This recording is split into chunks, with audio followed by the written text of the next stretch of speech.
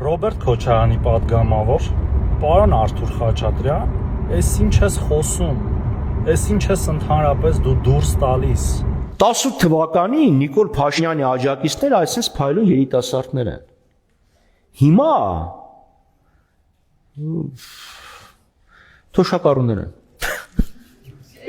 Ավել բան չխոսեմ, ավել բան չխոսեմ։ Մեծամասամբ թափած ատամներով,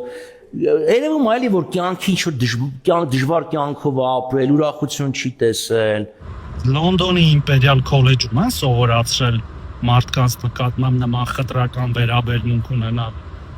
Իսկ կարող է այդ թոշակառուները երկար տարիներ ձեր կառավարման շնորհիվ են այդ վիճակում եղել ու հիմա աստիճանաբար եւ ատամներն են սարքում եւ ավելի լավ են ապրում, հա՞։